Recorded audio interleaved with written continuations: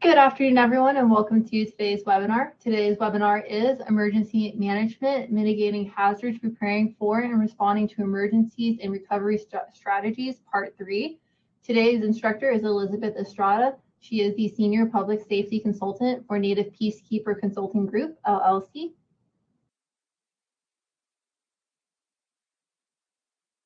My name is Alyssa Atkins, and I am the Training and Development Coordinator for the Native Learning Center, and today I will be your webinar facilitator. A quick disclaimer before we get started. This webinar provides a summary of fundamental concepts, requirements, and/or procedures within the allotted 90 minutes. The material discussed does not illustrate all possible scenarios that could be applicable.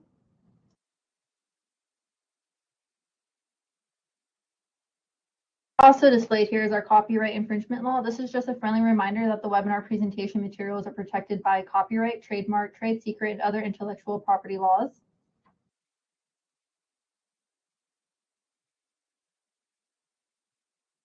You can access a copy of today's slides and access today's webinar recording in the future by going on the course section. The resource items are the resource items for download and the webinar recordings are available within the online course when you go through the courses page. I also have them in the chat box to make it a little bit easier. Each time you are ready to join one of our webinars moving forward, you will just log into the website and click on the large green banner that will be across the top of the screen like in this picture. Remember that you only have to register for the online platform once, and then you have access to every webinar instead of having to individually register for each one. When you first join the webinar called Virtual Class on the new platform, it will prompt you to complete an audio test before joining. Please select the listen only option so we can avoid any audio feedback during the webinar. We appreciate your assistance with this. If you are needing to change the speaker your audio is playing from, you can select the phone icon and this will bring up a list of your speaker and mic devices so you can choose your preferred audio output. Even though you will be muted, we do still want to encourage your participation during today's webinar, and there are a couple of tools you can use. Please note that if you are not muted, you can mute your mic by clicking on the blue microphone icon at the bottom of the screen. In the left-hand gray menu panel, you will see the public chat, the shared notes, and the users list. If you click on the shared notes, you will find a link for today's webinar feedback survey, a link for our weekly email newsletter so you can always know when our webinars and various trainings are happening, a link to the new location of our Cathedral webinars archive on our YouTube channel, and a link to connect with us on LinkedIn. If you click on the public chat, you will see a chat open between all webinar attendees and the NLC facilitator and your webinar instructor. Simply click in that box that says send messages to the public chat. Type the message you want to send and hit enter or click on that blue paper airplane icon to send your message in. Please send your comments and any questions you have into the chat and feel free to use the raise hand feature in the bottom right corner of the screen. If you think we have missed something along the way, any tech support issues can be submitted here as well, and I will do my very best to help you navigate through it.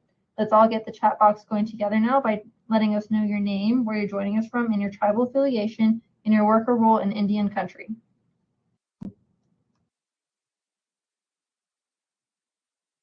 If you want to simply show your reaction or maybe your mood during today's webinar, simply click on your name in the users list. Next, click Set Status, and this will bring your options for you to show you have stepped away, raised hand, are undecided, confused, sad, happy, show applause, or give a thumbs up or thumbs down. One quick final note, while you're introducing yourselves in the chat, is to try to avoid clicking on the red menu panel all the way to the left of your screen. If you click on the red menu panel, it will take you out of the live webinar. If you do accidentally click this, you can simply rejoin by, again, clicking on the green banner at the top of the screen. And with that, it is a great pleasure that I now introduce today's webinar instructor, Elizabeth Estrada. Good afternoon, everyone. And I just want to echo what Elisa just mentioned. I touched the red bar earlier and I jumped out of it. So definitely we know red is bad. So definitely don't click on the red bar. Thank you so much. I have you all for about 85 minutes. So I'm looking forward to today's conversation regarding resilience planning, emergency preparedness, and tribal housing. Good afternoon, everyone. My name is Elizabeth Estrada, and I am one of the consultants here at Native Peacekeeper. Looking forward to having you and having a great dialogue. Like Oista mentioned, if you want to come off mute at the appropriate time, please feel free to do so. If you want to just put some comments in on the chat, I have it open here. So I will peruse it periodically. So if I see a question that I can answer in real time, I will definitely do so. If you have any comments, I love to see reactions. So if you want to say, oh, that's good, or that's interesting, or thumbs up, not sure if we have emojis, Oista, but if not, any interaction that we could see, I would really appreciate it, just because sometimes I feel like I'm just talking to a camera. So it's nice to see if there's other people on the other side. Hey, Mike, welcome. Happy to have you here today. So I'll go through the slides. But again, let's keep the conversation going. Really great to be here with you all today. So for starters, before I get to jumping into who I am and why I'm able to speak to you all today about this particular topic, I first wanted to speak to the Native Peacekeeper Consulting Group, an introduction. Like I mentioned, I am a consultant here with the consulting group. So Amy actually is the owner. She's a Seminole Native woman. Our organization, or Native Peacekeeper Consulting Group, is a professional development support consulting group in Indian country. They're dedicated to providing a professional advisory service and training for all tailor-made solutions. So pretty much we are a one-stop shop when it comes to supporting Indian country. So we're really glad to be here with you today. This is part 3 of the series, and continue the conversations going, especially such an important topic like resilience planning, also known as AKA emergency preparedness. Really great topic. So I won't read to you our mission or our service solution, as some of you may be repeats and coming back and you participated in part 1 and part 2, but really glad to have you here. And thank you for having us here with Native Peacekeeper. So I am Elizabeth. Like I mentioned, I am your facilitator for today. Also go by Liz. Like I said, I'm one of the senior public safety consultants. I've been doing specifically emergency preparedness, disaster management, emergency management, however you want to say it. I've been doing it for close to 11 years now. I've had the ability to do that for a county government level. I've had the ability to do it for the Seminole Tribe of Florida, actually. I've had a chance to do it for private consulting, not just here at Native Peacekeeper, but for another consulting company out in Chicago. I've worked for a hospital doing emergency preparedness. I've worked for a university doing emergency preparedness. So I am fortunate to say that I have seen emergency preparedness in different types of sectors. Unfortunately, I like to say that I've also been exposed to different types of emergencies while I've worked for each of those agencies. So that's kind of the crummy part when it comes to emergency preparedness, because one day that emergency will come and we must be prepared. So today's conversation is going to lead to that, because emergencies, as we know, can happen everywhere. But having the skills to make sure that we know what to do and having that muscle memory, so being a part of these conversations on preparing you on what to do, is going to aid you when you're dealing with a scenario like that. You can, of course, you're going to be a little frazzled when you're dealing with that situation, but then you can jump in and act and go based on your plan. And it's very imperative that we have a plan in place. It doesn't have to be a perfect plan. No plan is perfect. That does not exist. There's always going to be a scenario where we didn't think of what to do in that particular scenario, because unfortunately, every event is not the same. I wish it were, so we could respond to it perfectly, but that's not the case.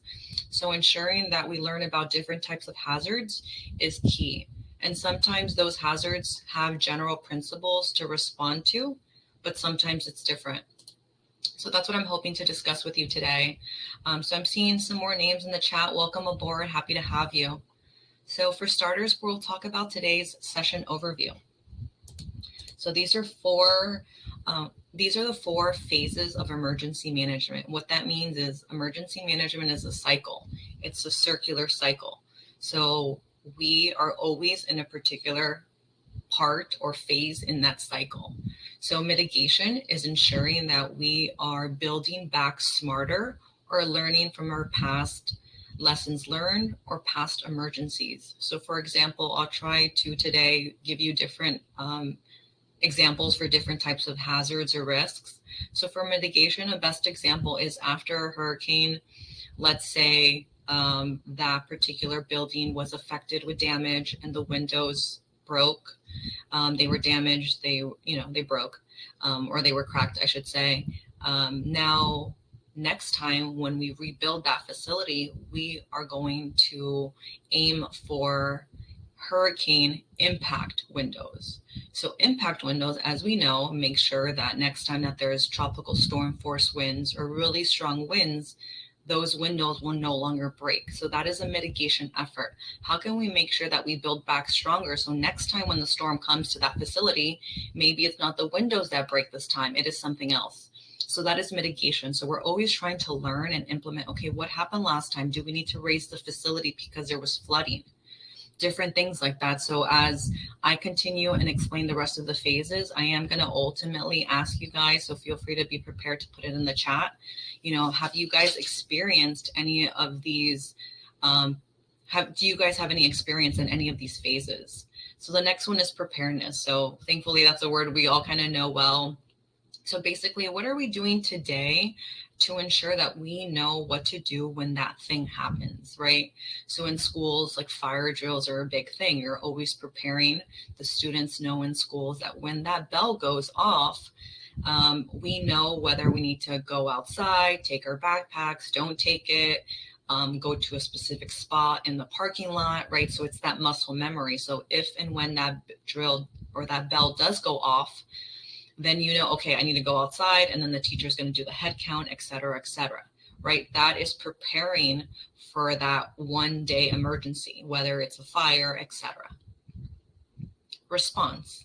That's another phase of emergency management, and that is simply what it is. What are we doing in that moment to react to that emergency?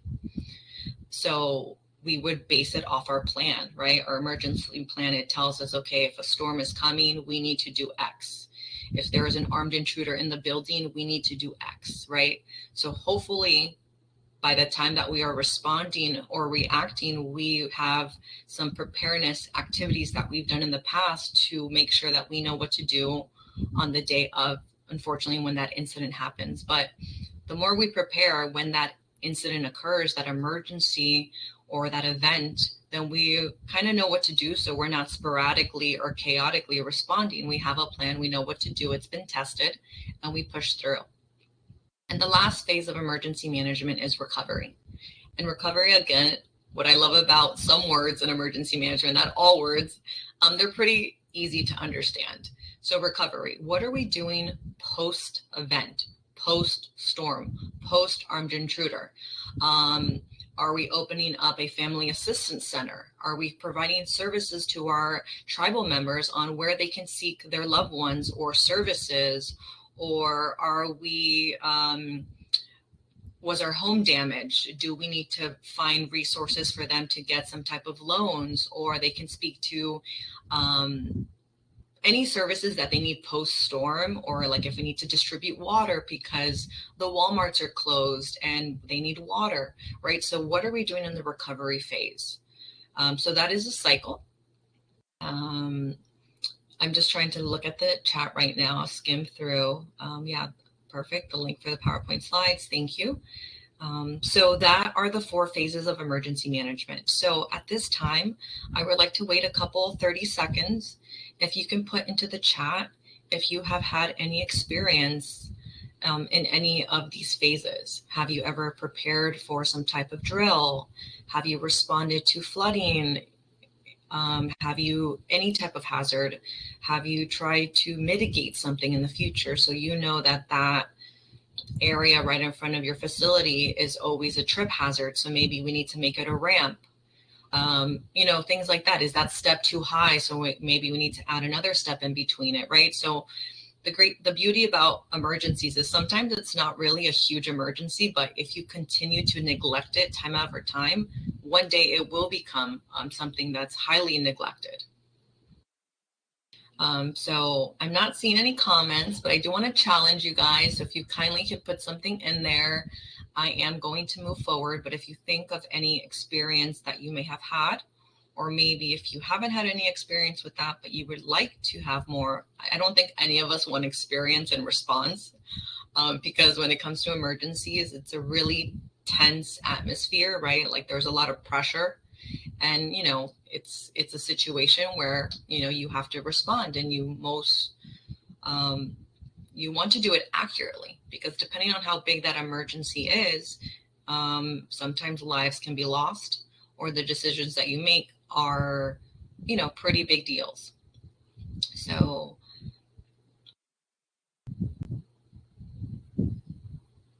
okay, thank you for that comment. Yeah, everything is extremely imperative, especially managing documentation.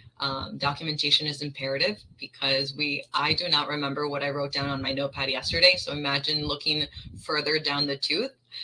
So definitely that is extremely important to make sure that we are doing records management, and that is ensuring pretty much every phase of emergency preparedness, right? Making sure we're prepared by recording those records, making sure that we have them available to reference if something were to maybe trigger a need to review that record. And then sometimes we'll realize, okay, maybe it wasn't stored in the correct way, or we didn't put the correct information. How can we modify that record more accurately, right? So that's all of the phases there. So now my next slide. Importance of emergency management. So here I'm going to speak to a couple items, and again, feel free to chat if I feel like, you know, if I'm stimulating an idea, feel free to throw it in there. So I'm going to talk about 3 things on this slide: risk mitigation and preparedness. So some of the words we've already talked about: efficient response and recovery, and lastly, community resilience and safety. So regarding risk management and preparedness, emergency management helps identify potential hazards and implement the strategies to minimize it. So on the next slide, we're going to talk about what some of those hazards could be. And that's a huge thing in emergency management, because if we don't know what our risk is, then maybe a risk is, we have to prioritize our risks, because if everything's a priority, if everything's a priority, nothing's a priority. I remember hearing that once from someone, and it really kind of blew me away, because if we don't have a top 3 things of what we're focusing on in our organization, within our department, what our objectives are, then how are we going to prioritize what's truly important? Yes, at the end of the day, everything is important, but sometimes there is more of a vulnerability on this thing. If we don't focus on this thing, it could end up crumbling everything else. So that is one thing that when it comes to risk mitigation and preparedness, we need to identify what are the top 3 or 5, whatever your agency wants to choose, are potential hazards, and how can we work towards that. And it doesn't always have to be something large like a man-made emergency. You know, it could be things that in your department are your emergencies, right? We don't always have to tailor them to something so large that impacts so many people. Because if you are a smaller organization or a small department, and you know, your records management relies on you, then there are top 3 things that you must ensure you get done. If not, then it becomes a bigger problem and affects more people and more departments. So making sure that we identify that potential hazard is very key. That we'll address on the next slide. Another important aspect of emergency management is having an efficient response and recovery. So I somewhat alluded to that in the past slide, but let's say that, you know, an incident happens and you have no idea what to do. And, you know, I think a great example of this, or a horrible example of this, is what happened in Hawaii. So since I am a nerd when it comes to emergency management, anytime I see anywhere in the United States or outside of the United States that something is happening in regards to emergency preparedness, I do my research to see what happened and how could we have done better. Because my responsibility and our responsibility is lessons learned. Why do I have to wait for something bad to happen at my agency for me to get better at it? That's why it's so important for us to network as well. So if you have a colleague that works for another tribe and they're like, hey, we experienced this, now you know to look out for that, right? You're not going to wait for it to happen at your tribe, at your department, and then you'll have a way to respond. That's not the case. So having an efficient response is also making sure that you are hearing from other counterparts what is going on. So for example, going back to the Hawaii example, in Lahaina, when all of those wildfires happened, there was an emergency management director there that he didn't know how to use the sirens. And the sirens were specifically for letting know residents of something going on. And unfortunately, because he didn't have an efficient response and he wasn't aware of his response capabilities, what he had at him, a lot of people died. And when he was asked in front of a news anchor, on the news, because he ended up having to step down because it was a horrible situation there, and he was asked, why didn't you use the sirens? He said, oh, the sirens we only use for XYZ. And then that news anchor, and so did many other people, they went on the website and it said that the sirens are all hazards. It's for wildfires, it's for this, it's for that, it's for this. So he didn't even know his own protocols. He didn't know that he could have used that siren to alert the thousands of people that something was happening in a rapid amount of time, because unfortunately you can't send a police officer or an aide or on social media like so fast, because people use different ways to get information. So this is why another thing, efficient response is so important. And of course I use like a really big example, but also to show you the severity of how not having an efficient response, a timely response, can truly have damaging effects, and also having an efficient recovery. I live here in Florida. Unfortunately, Florida has been hit back to back with some storms recently. And Hurricane Helene happened, and 7 days later to the T, Hurricane Milton happened. So unfortunately, there was no time for an efficient response. However, right now there's a lot of debris on the edge of people's homes, trying to get it picked up by their public works department or their department to make sure that the debris is going away, because you don't want that to sit on your property for so long. Bugs, mildew, things can grow. So that's one example of having an efficient recovery, having your plans in place beforehand with public works, letting them know, hey, we have a lot of tribal members that have a lot of junk that was damaged with the water on the edge of their property. What's the plan for you to come and pick it up? Let's do a routine plan. Let's try to be as fast as possible, especially in the midst of hurricane season. Like we just saw, things can happen, and time is against us. That's the only thing we can't control. So because of that, people had to kind of bring their debris back in, because they didn't want that to become like a projectile, which means the wind could pick it up because the winds are so strong, and it could go back into their home, damage their window. It could damage the front door of another neighbor's property. So just a lot of things on why going back, it's very important to have an efficient response and recovery. But that it is making sure that we are aware of what our plans are. What are those protocols? Who are the right people to speak with? Are we having those conversations before the emergency in a calm environment to talk about that? So that is another couple things I'll be talking about today's presentation. And lastly, what's important of emergency management is community resilience and safety. So all of the things that I mentioned before, that is it could be assumed that I was saying that it's the responsibility of the department, of the agency, of the organization, but there still lies an onus to the community, to the tribal member, to your neighbor, to anyone. It is all of our responsibility to make sure that we are there to support one another. Whether or not it happened across the street, it's in our community, and we need to be able to help one another. And a way that we can embody community resilience and safety is through education. So we can have education classes today. Today, we're having an educational webinar, letting you know some things to be mindful of, awareness, having those conversations now. That's what we're doing today. Training, collaboration, and that strengthens what we need to do. So today, if you look in the chat and you don't recognize people that you know, but you see that maybe they're in an opposing tribe, or maybe a department you'd be interested in, or maybe you know the person in your tribe that does that, maybe you can kind of tie them together, like, hey, I met someone, hey, I know this person, and connect, because we, at the end of the day, are doing similar things in our departments, and having those connections and that networking now before the emergency is very key. And like I said, if we know that a tribe is experiencing a certain thing, we can reach out to them and say, hey, once the dust settles, how did you respond to that? What were your lessons learned? What can you teach us? So if it happens here, we know how to respond better, right? So that goes back to community resilience and making sure we have safety. We're not going to wait till something happens here to then wake up, right?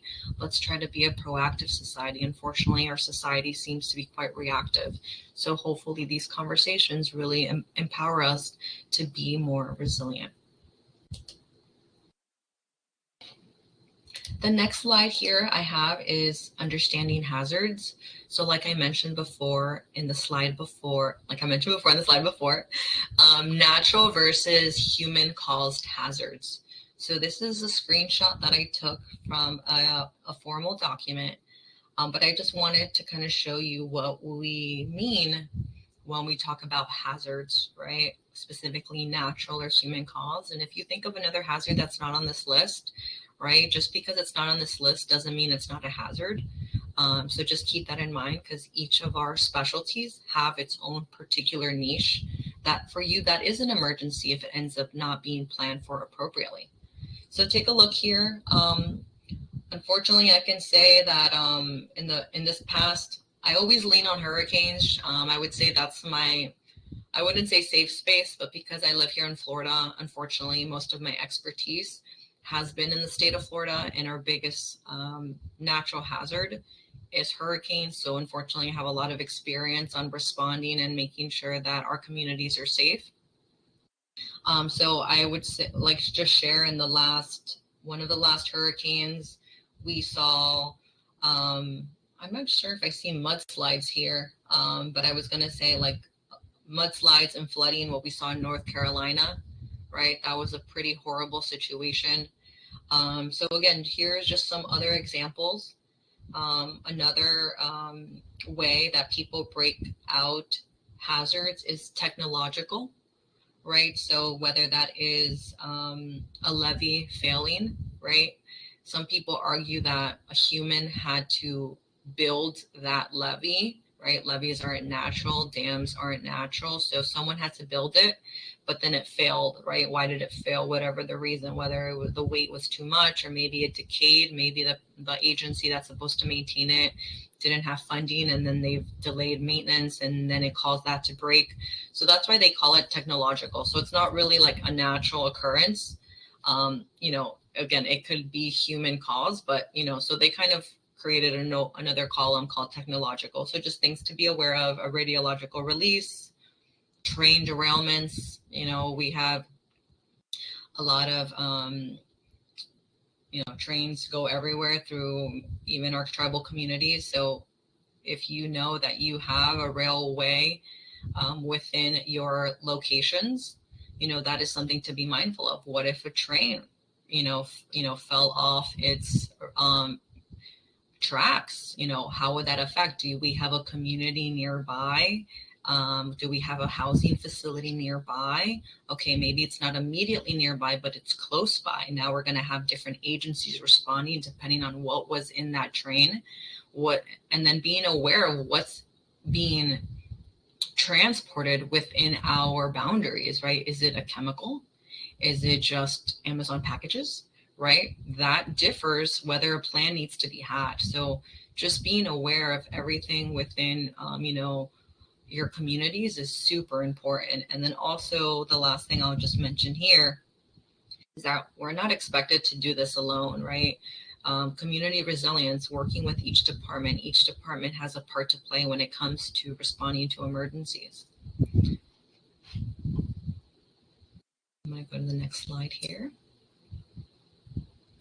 Oh, so I mentioned, I see that someone mentioned like a public health emergency, right?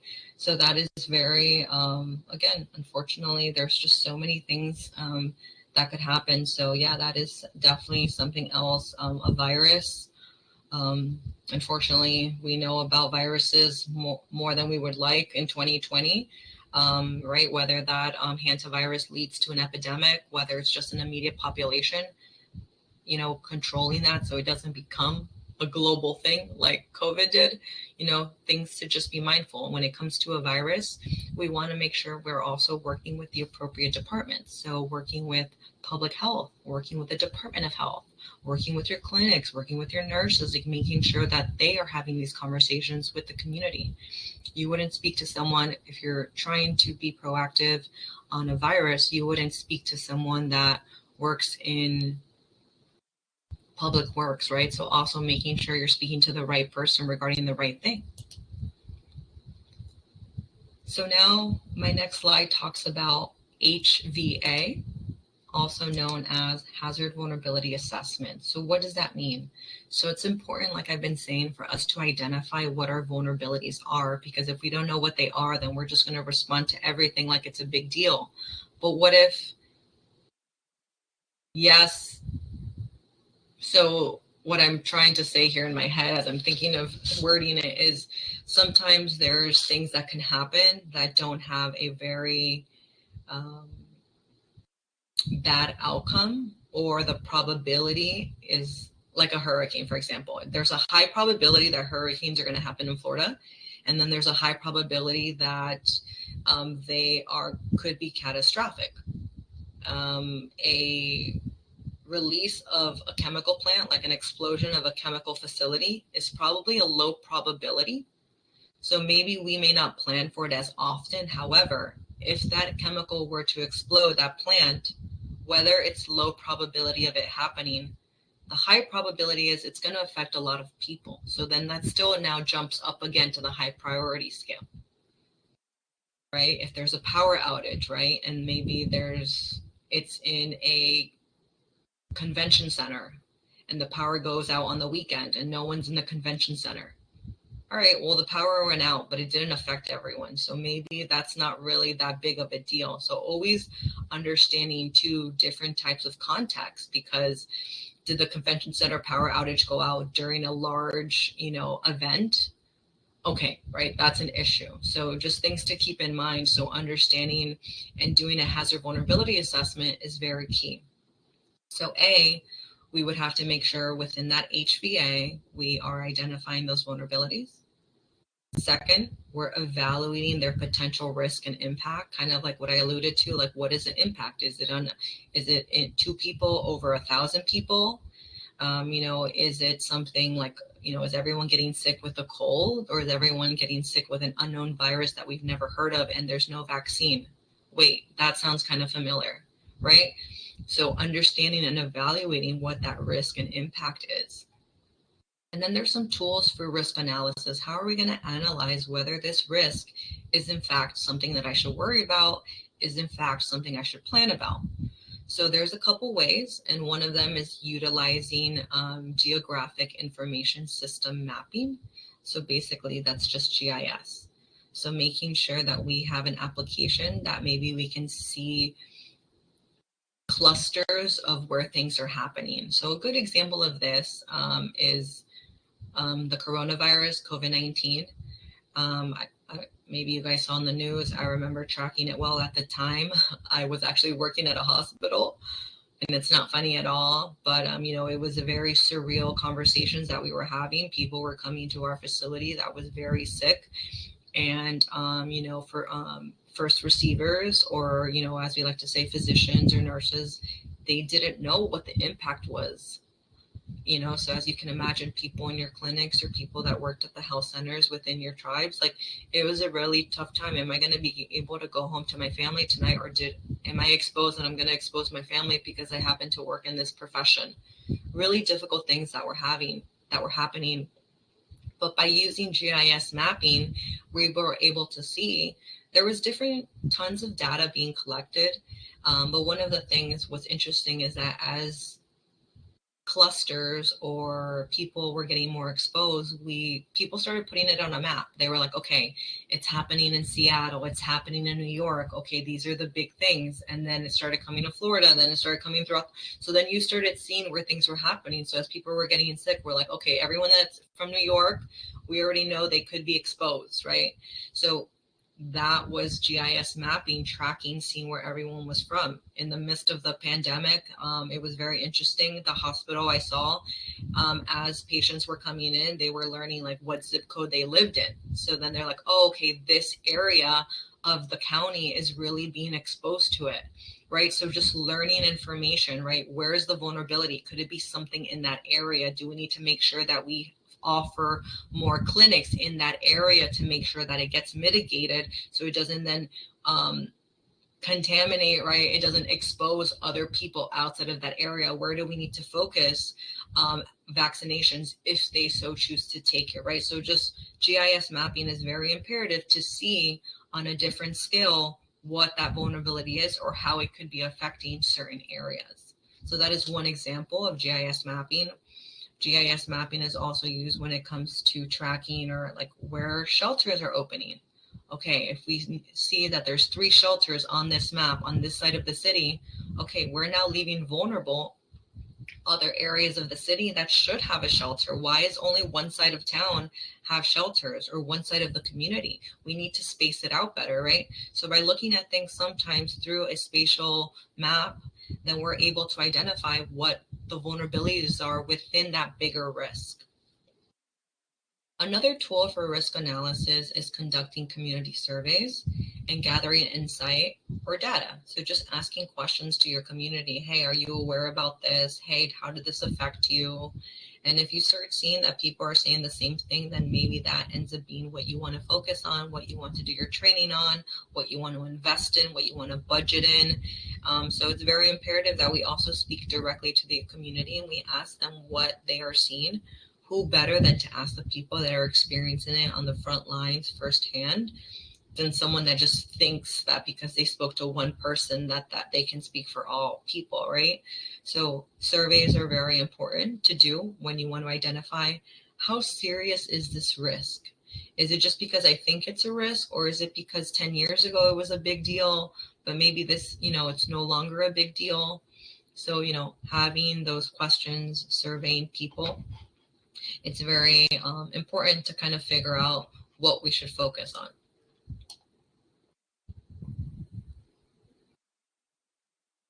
Next slide here. So now I'd like to talk about community involvement. So here it's really important, like I alluded to in the first couple slides, community resilience. So making sure that we are involving the community is imperative. This is not a one-man, one-woman show. We need all of us to be aware of what our vulnerabilities are and how we can help each other out, because these emergencies, when they're big, it's not enough for one person to respond to. So we have to make sure that we are engaging with the community. And that's one aspect of today, right? Hopefully that whatever I mentioned today really kind of sinks in, or gives you an aha moment. And then you can speak to other colleagues within your tribe or within your agency or department, division, and say, hey, like, what are we doing in this case? Or, what about if there's a cyber attack and the computer goes down, and what happens to our records management? Where is that backed up? How can we access it? Should we save some on the drive just at least for the last week? Or what can we access if we end up experiencing an outage? So just different things to think about, right? So it's very important that we are engaging, we're having those conversations, and just asking, it's like those, I hate to say those what if questions because they never end. But really understanding that once you do an HVA, you identify what your risks are, then we can start making sure that we are engaging and everyone on the team knows, hey, just so you know, this is a vulnerability of ours. We need to make sure that we know what to do in case this happens. And then working with the community. Sometimes the community thinks that we don't have plans in place, unfortunately. So if we let them know what we're doing and we let them know, hey, we have a campaign for this, we surveyed people and people need more education about this, you start getting trust from the community, and we know Trust is extremely important, right? So when you say something, they're like, no, I know she knows what she's talking about. She's been doing this for a while. She's to be trusted.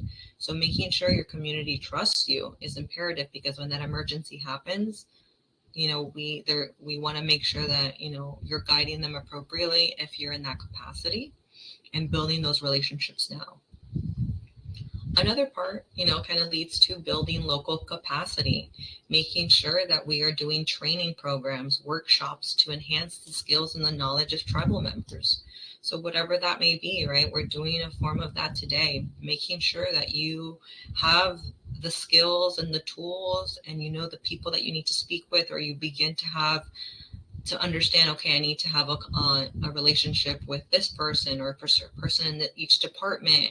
Or when we have those big meetings, make sure that we bring up these topics to speak together in a really comprehensive way. Because just because I think it should be done this way, maybe he has a different idea, and there's probably reason to his madness, because maybe there was one scenario that happened one day and that didn't work. So having those conversations before the emergency is extremely important. And then lastly, fostering a culture of preparedness. So we need to emphasize the need for ongoing awareness. And that's one thing I feel like Florida falls short on here in the state. I didn't get to see where everyone kind of lives, but okay, so I'm seeing, I think California, North Carolina, okay. So hurricane preparedness, right? I feel like in June, in the beginning of hurricane season, people start talking about it, but why aren't we talking about it in January or February or March? Like, why do we only start talking about it in June, right?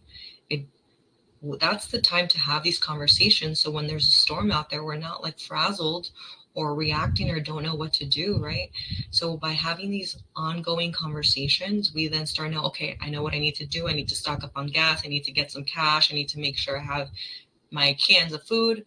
And also it comes to making sure that we can afford these things. When I speak to the community, a lot of people are like, in June, I can't just buy my emergency kit.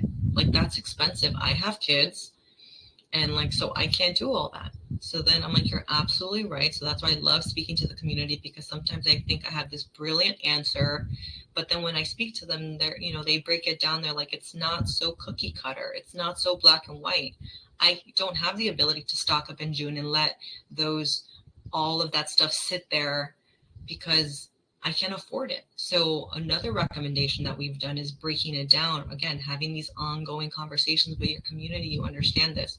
In January, buy a case of water. In February, buy this.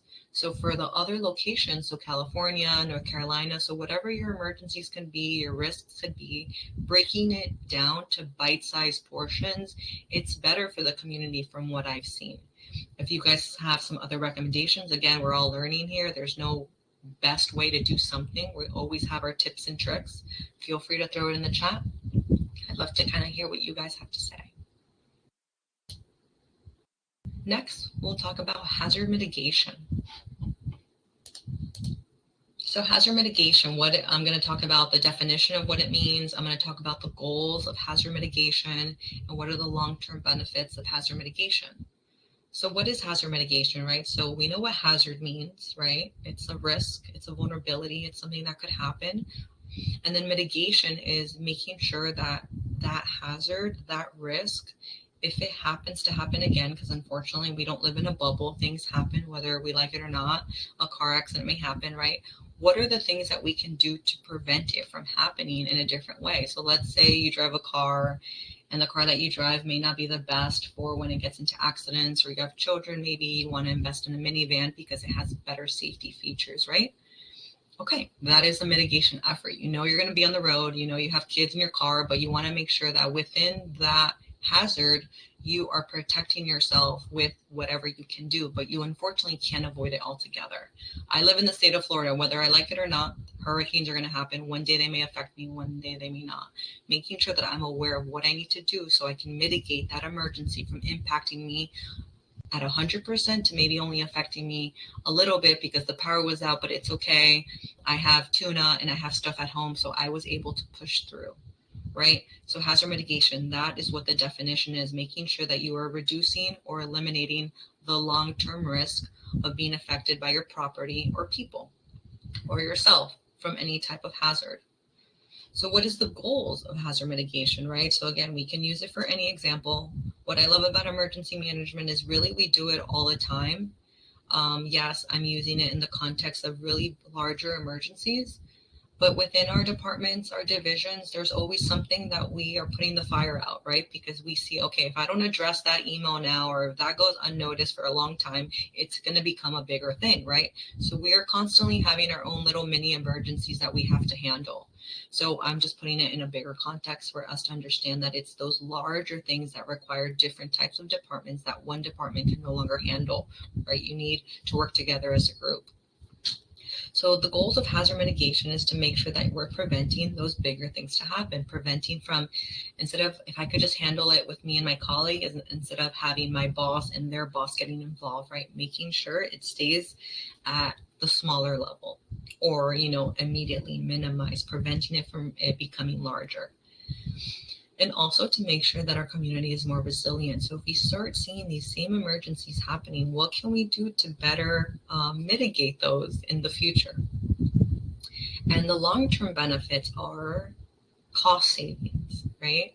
If we constantly see that that particular building is always being affected by a tornado, every year, every other year they get affected, then maybe we should make sure that we use different types of architecture, different types of building equipment or resources to build that facility more durable, make that a safe room, make that if we have a shelter that has been impacted, but we know that shelter we use to send when there's a tornado alert, then maybe making sure that that convention center, that cafeteria, or whatever gymnasium that we use for a school, that becomes more hardened. So when we're sending people there, it's, we're mitigating the loss of life. So we're making sure that that's not such a high risk, because unfortunately, if we live in Tornado Alley or if we live in these areas, it's going to happen, right?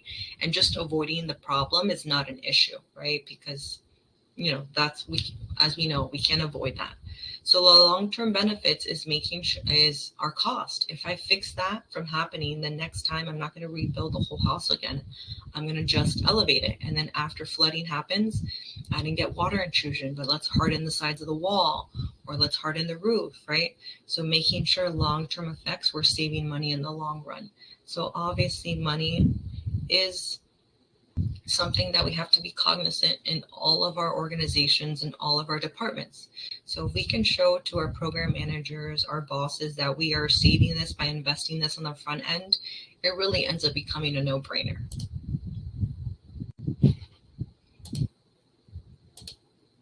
Next, I want to talk about structural mitigation efforts. I love my slides when they just seamlessly go into exactly what I'm talking about. It's like I wrote them. So structural mitigation efforts, right? This is what I was alluding to when it comes to making sure that you are hardening your structure. So specifically when it comes to like tribal housing, when it comes to housing, making sure, okay, what vulnerabilities have we been impacted by, whether that is severe weather, whether, so many examples. I won't ever think of them all, but if you guys can think of any, right? Implementing building codes. Are we abiding by the latest building codes, right? Again, cost is usually a deterrent because we don't have an endless budget. What are the standards? Do we have the latest standards in place? So right now in Florida, like I said, where I live, again, feel free to give me other examples, so I'm not using the same example or the same area. But in Key West, Florida, the Keys, as we may know it, a lot of people are starting to build their houses on stilts. If not, we've seen it already for many decades. People are building their houses above. Above, no, I wouldn't say water, right? So they're just building it at a higher clearance level. So if there is hurricanes, if there is high tide, if there is a lot of water, it's not going to damage the home at a total loss. So usually the garages are below, and all your generators and your equipment and your outlets are all above, so it doesn't get affected. So that is a structural mitigation effort that the keys specifically are implementing. It's not a building code like minimum standard, but they know, hey, I live here, I've been impacted so many times, I might as well just do this now to save money later on in the future. So these are some things that people do structurally to make sure that they're mitigating future effects. Adopting resilient construction practices. That is exactly the example I just gave. So adopting that, making sure you're more resilient, you're bouncing back in a smarter way. Retrofitting existing facilities, right? Sometimes we may not have the budget to do the entire building again, but maybe we can do certain pieces of the building and then kind of work our way from there, having that long-term strategic plan on what that focus is for that facility. And then lastly, the benefits, and pretty much I kind of mentioned all of them, you know, the long-term cost savings, the reduced damage, reduced repair needs, the repairs over time should be more minimal.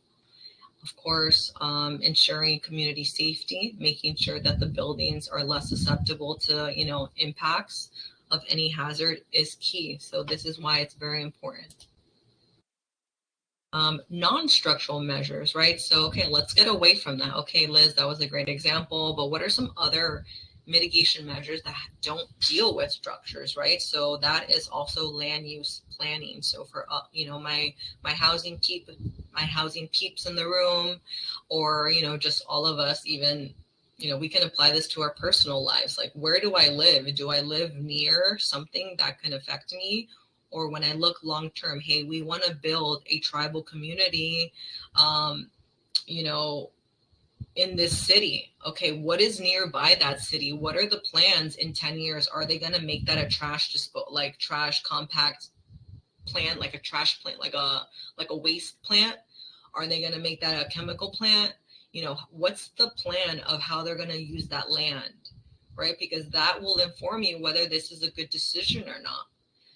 So that is another way to kind of look more further ahead, preparing when you build a tribal community. Is that the best idea, right? Okay, yes, it is. No, it's not. But you know what? With the no's, we're still choosing to do it here, right? But at least you go in informed and ready to have a strategy if that happens, right? It's not about yes or no. It's about just being aware of what your strategy is and being aware of those risks. Zoning regulations is another one, and then environmental management practices. So next, I'd like to talk about preparedness planning basics. So it's very important that we have plans in place, right? What is the bare necessities of our plan? What does it need to look like? And when I say plan, it could be a guide, it could be 2 pages, it could be 3 pages. As you continue over time, you will realize that maybe 1 page is not sufficient. Maybe 1 page is sufficient, right? So don't let me tell you that you need to have a plan that's 300 pages long. Because the reality is, again, I've been doing this for 11 years. The only person that reads the plan is the author. So I've read all the plans I've written naturally, but unfortunately, people don't have the chance to read all 300 pages. So that's why it's my responsibility as the emergency management person or working with your program manager. So if you have a program manager that's in charge of emergency planning, you know, disaster preparedness, what if this happens, right? Sometimes you don't have a dedicated person within your organizations to do that. So sometimes it's shared hats, like, hey, he's public works and he does emergency management. So cut that person some slack because it's a lot of work, but also work with them. Like, hey, I was part of this webinar. How can I help you be more successful in this? I know my department has a role to play, or what are the vulnerabilities when you enter my facility, blah, blah, blah, X, Y, Z, right? So first of all, in having your plan is making sure you have a communications plan. So if something were to happen, how am I notifying you? Do you have my phone number? Are we on a WhatsApp group text? Are we on a chat message? Are we using Teams? Did I download Teams on my phone so I have the app because I'm not at my computer? You know, what is that communication? Does the big boss notify everyone, hey guys, don't come in today, the facility got flooded? What if there's a power outage? Now, you know, I can't email you, so we're relying on text messages. So having those what ifs, right? What if the main, I say the word boss, like what if the main point of contact, so like the leader in your department is on vacation? Does the number 2 person know how to communicate with you? Do you have the phone number of the number 2 person? If they message you, are going to be like, who the heck is this? Or if they call you like, okay, I don't have that number saved, I'm not answering. Because that's the world we live in. If I don't know your phone number, I hope that you text me and say, hey, Liz, I'm trying to call you at, because we don't answer unknown numbers anymore. So making sure that we have a way for us to communicate in times of emergency. So I always recommend having some type of text chat thing. I do love Teams, because WhatsApp, there's some other things, like it ends up being a personal thing, right? You now tap into like people's personal lives. Sometimes people don't want to share their personal lives. Maybe they don't need to, because that's personal and this is work. You're contacting me for work purposes, so let's do this. So different things that we need to be mindful of and having those conversations now, but that is a basic when it comes to your emergency plan. How am I notifying you if something is happening? Number 2 is resource allocation. And within this resource allocation, it's identifying, allocating the necessary resources, whether that's, and the resources, I use that word very big, widely, because that could be people. People is a resource.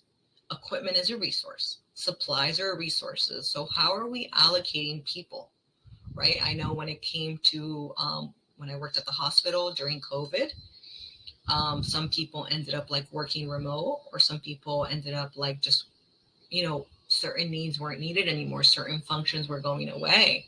So how can I redirect that personnel? Like, hey, I work in emergency management. I needed extra people to help me. So one of our resource requests was like, hey, I need people. What about if you're evacuating a facility and there's only 2 nurses, but there's like 8 patients? Those 2 nurses cannot push out those 8 patients. So we're going to say, hey, family member, I need you to help me push out this person.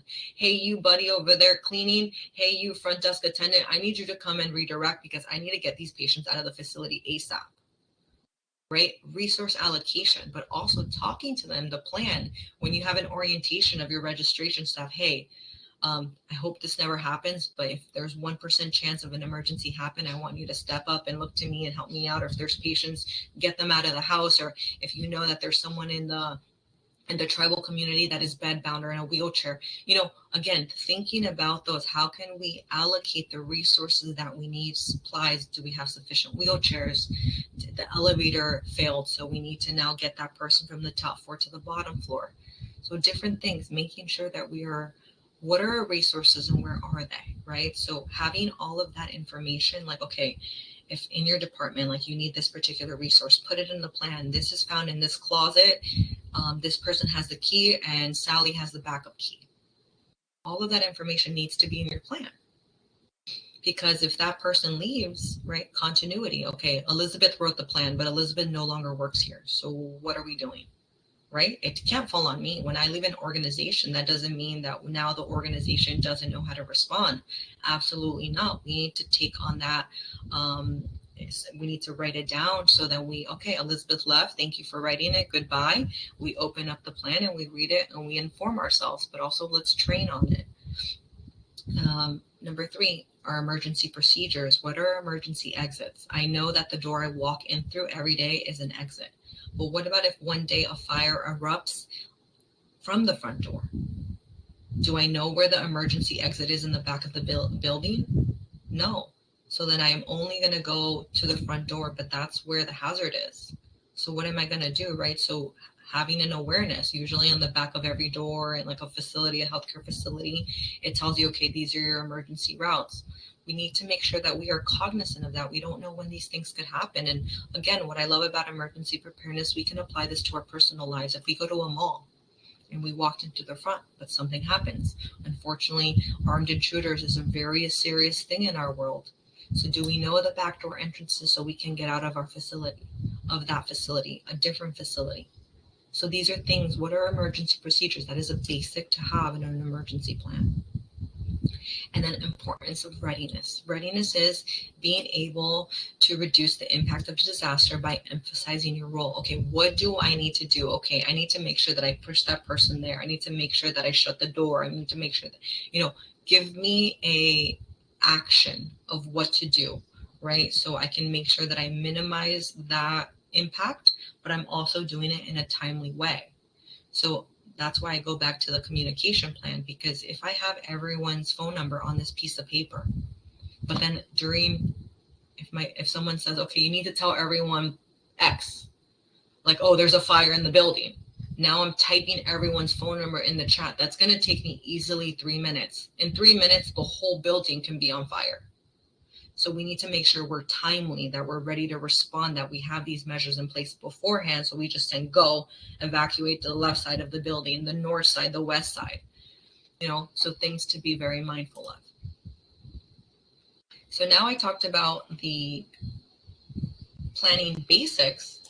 So now I'm going to dive in a little further on developing that said plan, developing that emergency plan. So I talked about a few of these things earlier. So making sure that we have a hazard vulnerability assessment. Did we assess what all our vulnerabilities are? Okay, now we know that we are going to focus on an armed intruder. We're going to focus on flooding because we're next to a lake. We're going to focus on power outages because unfortunately we get high winds a lot and we're constantly losing power. Okay, those are our top 3, sure. Once we identify what our top 3 hazards are, technically you can go as far as you want in all the hazard vulnerability assessments that I've done. Like, we identify all of them, but we're going to focus our attention, our funding, our training to the top 3. Right? And then if someone asks, be like, hey, this is how they ranked. We asked everyone. They were more worried about this because this is going to affect X, Y, Z, but they're all here, right? Then we get stakeholder involvement. Okay, flooding. Okay, I need to make sure that I have the correct departments, because if something gets damaged, then they need to be involved. And we need to always make sure to have communications, et cetera, right? If it comes to an armed intruder, usually the lead responding department to help us with that is public safety, police, fire. So again, once we break down each hazard, then we know, okay, we need to have a plan in place with public safety. Where do you want us to go if this happens? Who do you want us to call? What should we do? Okay, I don't know what to do if something happens in my building. Can you come and train my staff and let us know what we should do? I have a transparent door. If there's an armed intruder, they're going to be able to see me into my office. Is that a problem? Tell me what I need to do, right? So different things to talk about, right? Because we're never always going to think of every scenario for every type of hazard. So that's why we need to get stakeholder involvement. Let's look at the expert that have the experience. They may not have all the answers, but together we'll figure it out. Okay, what do we need to do moving forward? We're close to this lake and it's always overflowing and our first floor is always inundated. Okay, maybe we can build a ramp. Maybe we can do this. Maybe we need to put in for this grant. So these are, with the appropriate stakeholders, we will start getting information on what we can do for that hazard to no longer be such a threat to us. From there, we do the plan development. Okay, public safety will ensure that they do X. Human resources will make sure that they notify all employees within 10 minutes. Public safety, blah, blah, blah. In terms, all of these things, communication will send out this. So not only are we identifying the stakeholders, but in the plan, we need to put what they're doing.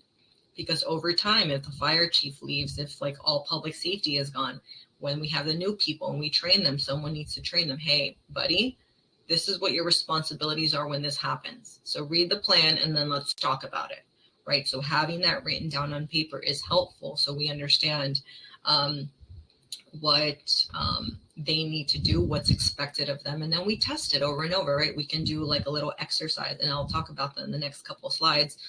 In the next slide, actually, like what that means. And then collaboration, all of us coming to the table when someone has an issue, or like, hey, I know in the plan it says to exit outside the west building or the west side of the building, but we just started construction. And so now we've blocked the west side entrance. Okay, let's get on a meeting. Okay, now you've blocked the west entrance, so we now can't go outside that building. So where are we going to go? Okay, let's go this way. Okay, does everyone know that? Okay, we can't go out that other building because that's blocked too. So again, having those conversations, being informed, understanding that, having that collaboration. And then that leads into my next point so beautifully. I literally love how I do my slides.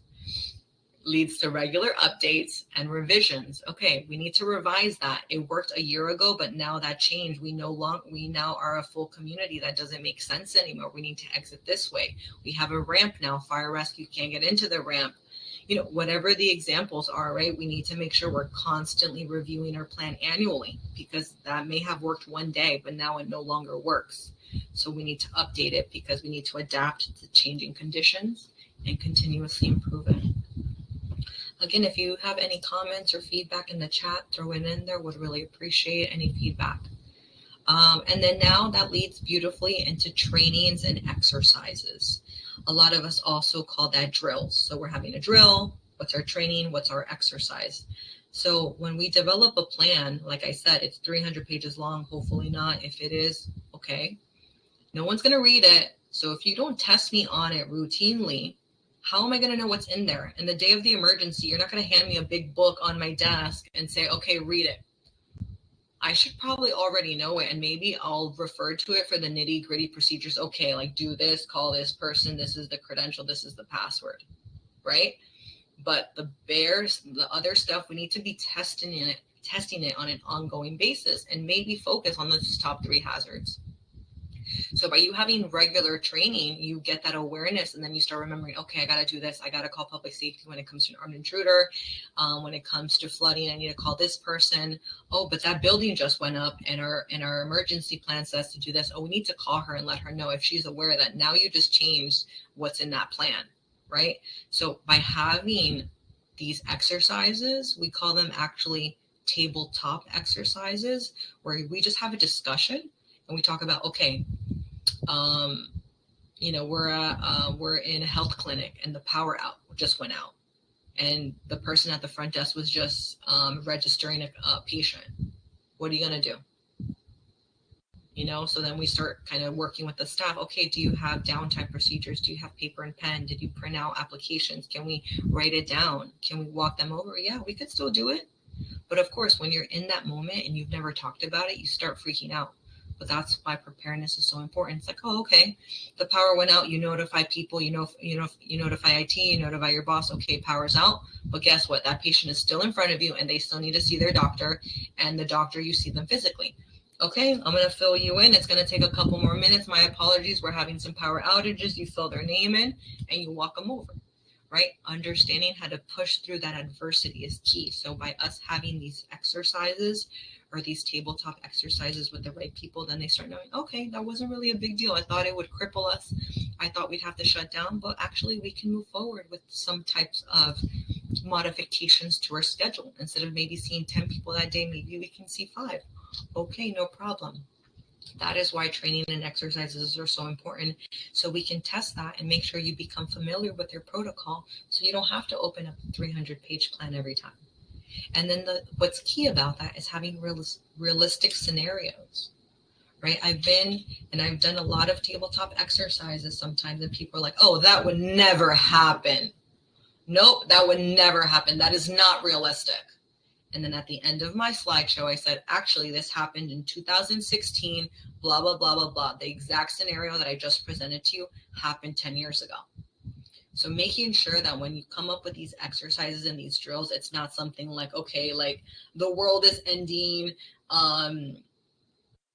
like meteors are coming from the sky and it hit the facility and the facility is gone, right? Of course, we want to make sure we're realistic so the people that we're speaking with understand that this, in fact, can happen one day. So we want to use examples that happen so people know, yeah, that happened actually last year and we didn't know what to do. Let's learn, let's pay attention. Or, hey, this has never happened. I hope it never happens, but it actually happened to another tribe 5 years ago. Okay, I'm going to start paying attention. So making sure those scenarios are realistic, making sure the objectives are clear. I could test 100 things, but that's going to be overwhelming. In this exercise, we're going to test communication and how you notify staff if they need to do X, and how to evacuate the building. 2 things, 2 clear objectives. Don't let it be X, blah, blah, blah, because that's overwhelming. How are we going to test 100 things in this exercise? That's in an hour. That's impossible, right? That's why we do ongoing training. In January, we're going to test communication and evacuation. In June, we're going to test the other part that we didn't get to test in January, right? So if we do it in bite-sized increments, that is when it becomes digestible and we're like, okay, that's not a big deal. We're testing one thing at a time. I don't need to be that nervous about it. Again, understanding that. And then also involving the appropriate people. Because if I test you or I come up with an exercise and I have a wonderful scenario and I have clear objectives, but I have no one at the table, no appropriate stakeholder that can speak to what they're going to do. So if I have an armed intruder exercise drill and I didn't invite public safety to the table, who else can speak to what public safety is going to do than public safety, then police, then fire? So making sure that you are involving the appropriate people so they can speak to what they're supposed to do. And sometimes we don't know, okay, what are you going to do? I truly don't know what you're going to do. That's why we're having today's discussion.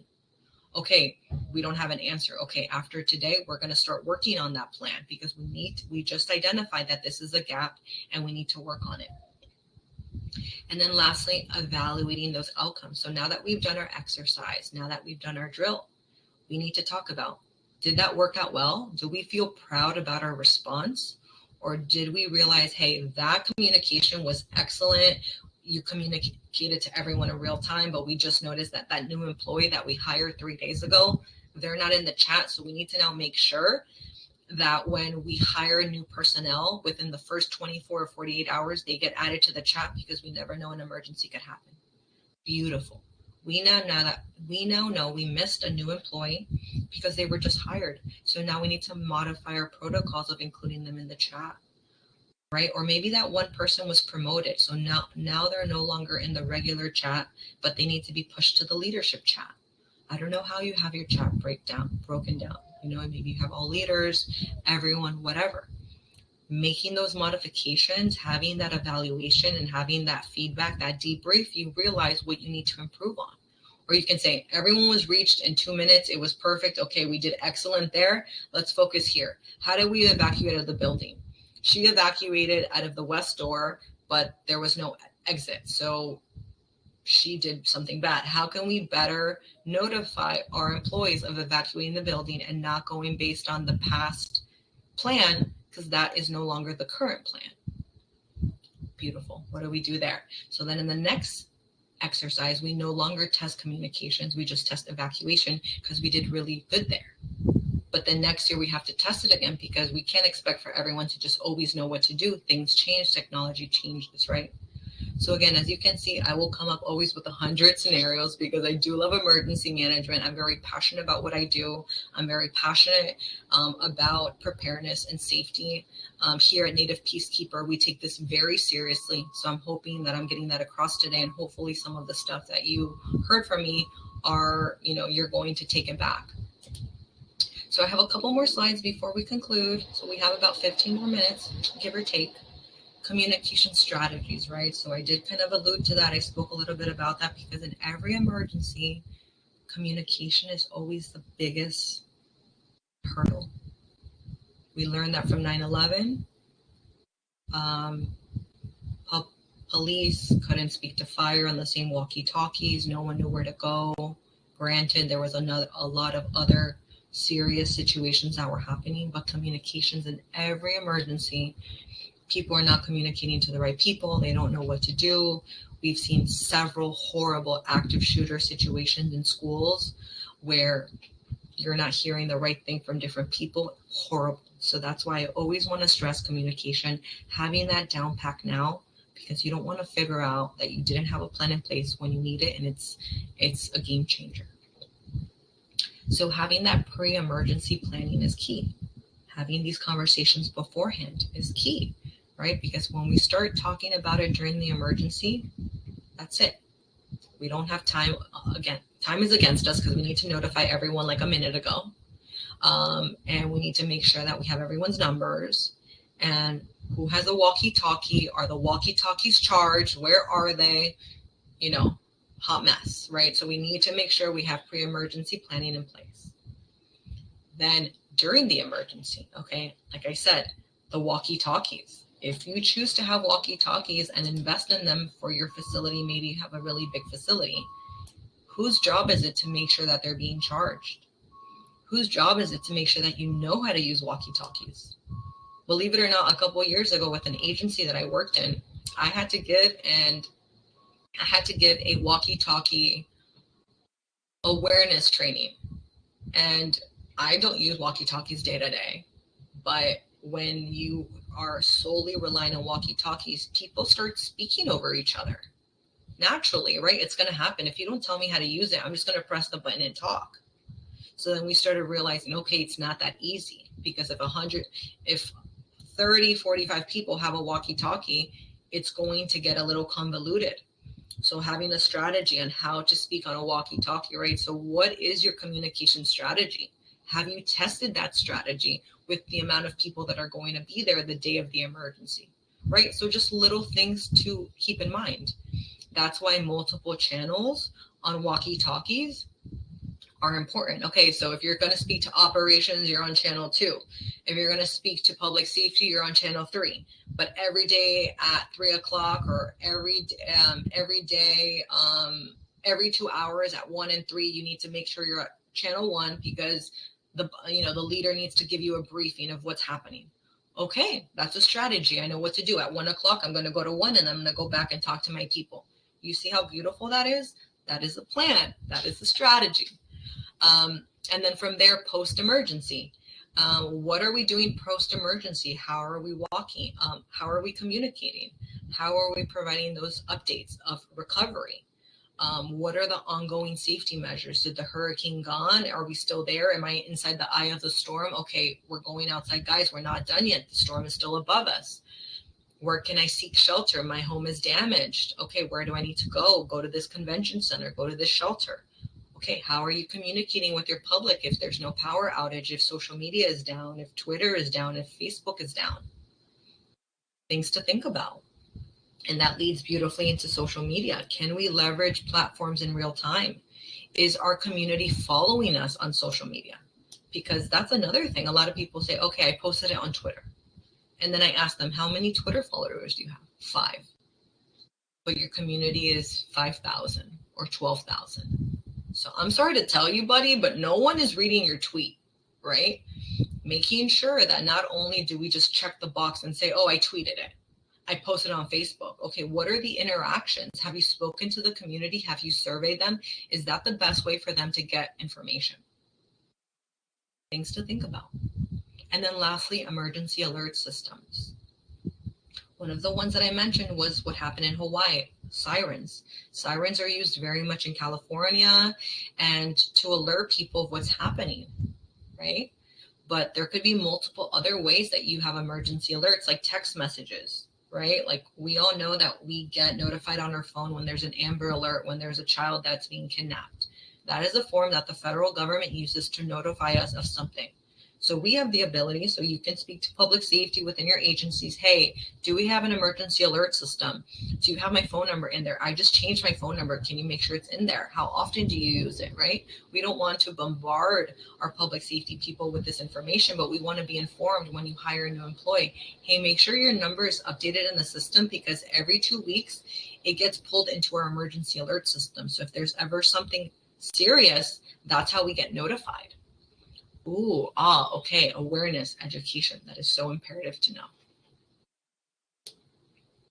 So so I'm looking at the clock. I'm gonna leave like 2 or 3 minutes for a Native Learning Center, because like I told you, I like to go to the end, and I'm hoping to leave like the last minute before that, question and answer. So again, like I said, guys, I'm nearing towards the end. So if you have any other questions, feel free to reach out.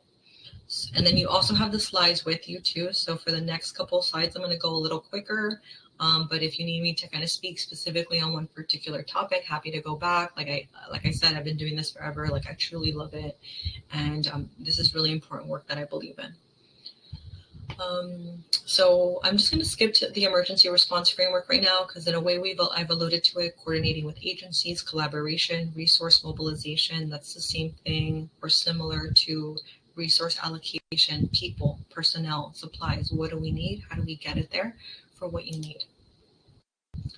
Okay, role of tribal leadership, right? This is very important.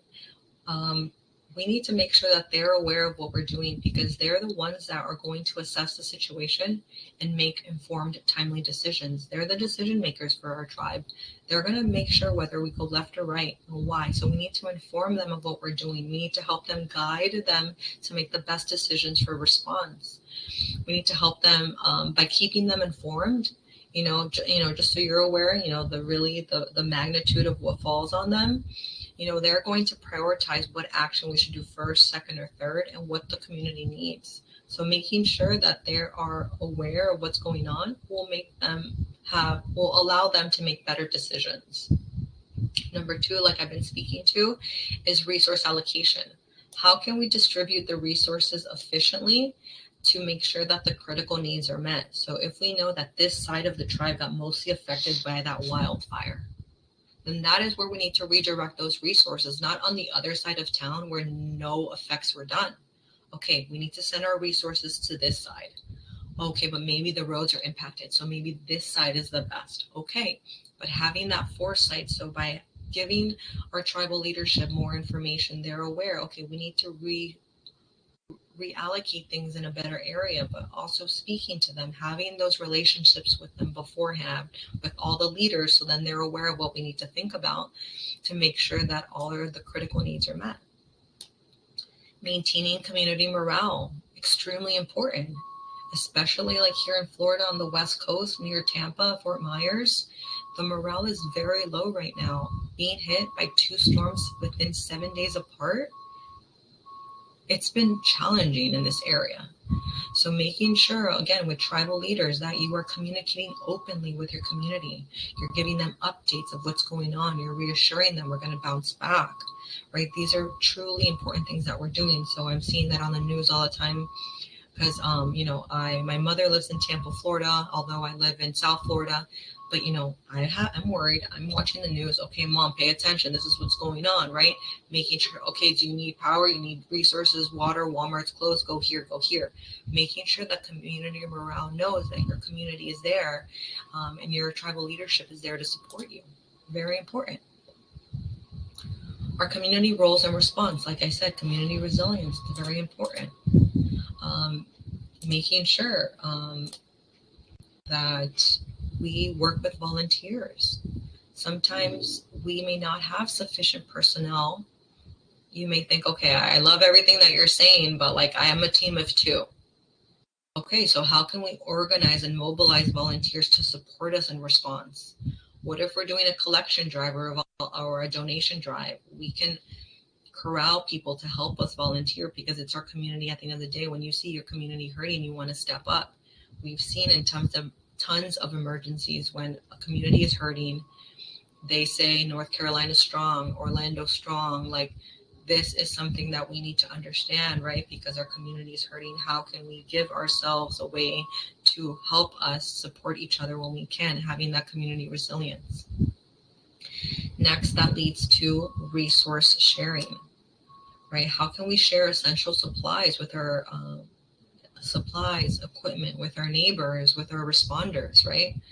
I saw a lot in North Carolina, but I see it in Florida. When Florida got flooded, sometimes there's neighbors that have boats.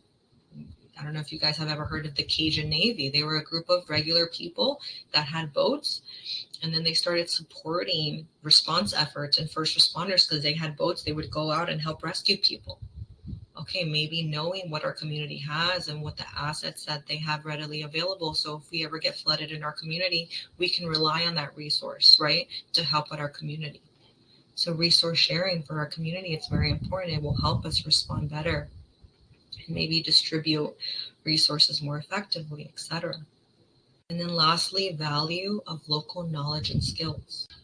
Who has that local knowledge? Us, the community members, the tribal members, our elders. Speaking to them, right? What is that knowledge? What is that history that we have? Do you have the familiarity of the local area? What area is known to be more flooding, have more flooding? What area is X, Y, Z, right? Having that information, that local knowledge is truly critical. So we can ensure that our first responders or We have technical experts that can focus on what that local knowledge is, and no one else can give it to us than our locals.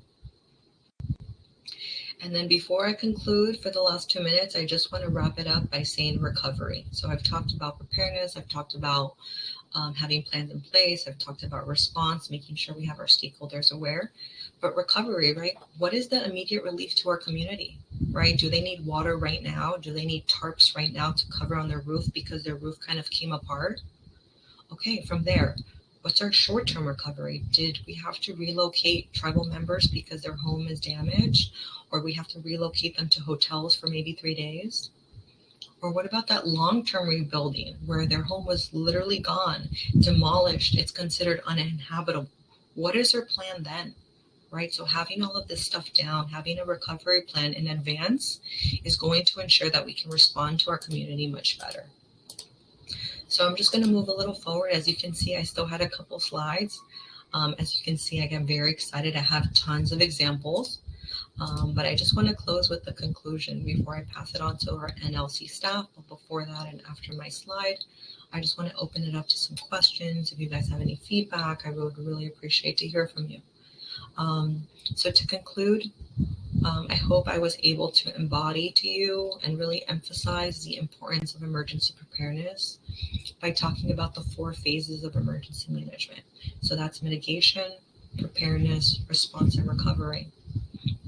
And then lastly, I would like to say, let's have a call to action, right? Like after leaving today's session, like, can I kindly empower you to do something, right? So urge collaboration with your stakeholders to implement effective emergency preparedness plan. Start with the communications plan, right? It doesn't have to be so far-fetched. And then if you want more technical assistance, come back to us at Native Peacekeeper and we'll work with you hand in hand to make sure that you are working closely with your stakeholders. And always advocate for ongoing education. So NLC, let them know, hey, I want more training on this. Or, hey, public safety, I want more training on this. This is our vulnerability, right? Making sure that we are having ongoing education is so key. So with that said, this is my question and answer slide. So are there any questions for me? I'll just kind of open it up for a couple seconds. Anyone in the group, if you have a couple questions or maybe feedback or thumbs up, thumbs down, no problem. Okay, so hearing none, I just wanted to mention lastly that if you liked anything that I said today, we have an upcoming training. It's going to be in person. It's a 5-day training in Miami, Florida. It's actually going to be held at the Native Learning Center in Hollywood on Seminole Tribe Reservation, their Hollywood Reservation. It's coming up in about a month, November 18th. To November 22nd. So if you guys want to get more information, actually at the end, it's a 5-day in-person course. On day 5, we're doing a tabletop exercise where we're going to put you through a realistic scenario with clear objectives. So if you kind of are intrigued on what that looks like, we would love to see you in November. So feel free to kind of sign up. And with that said, I'll turn it over to Native Learning Center. Thank you all very much.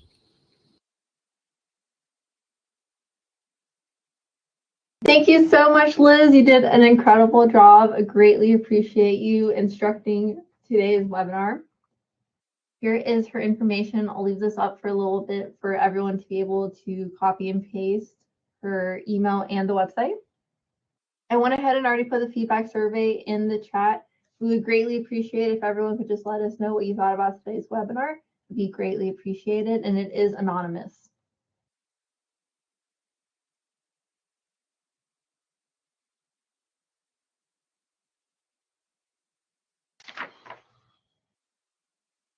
We hope you can join us for our next webinar, Collaborative Grant Writing, Translate Theory into Practice. Our webinar instructor is going to be Diane Leonard. It will be on October 24th at 2 p.m. EST, 1 p.m. CST, 12 p.m. MST, 11 a.m. PST, and 10 a.m. Alaska time. Feel free to access this and any other recorded webinars at our Cathedra Webinars archive, now posted on our YouTube channel. Feel free to view them and share them with your colleagues and friends. And please also check out our upcoming events posted on our various social medias as Facebook, Instagram, LinkedIn, and Twitter. And don't forget to check out our Hope a Thing, a Native American podcast. You can find us on Apple Podcast, Spotify, Google Podcast, and Simplecast. Once again, I want to thank everyone for joining us today. I greatly appreciate you all, and we hope to see you on the next one. Thank you again, Liz.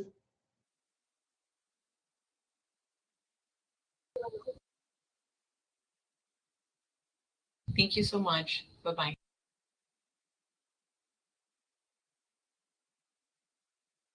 You are currently the only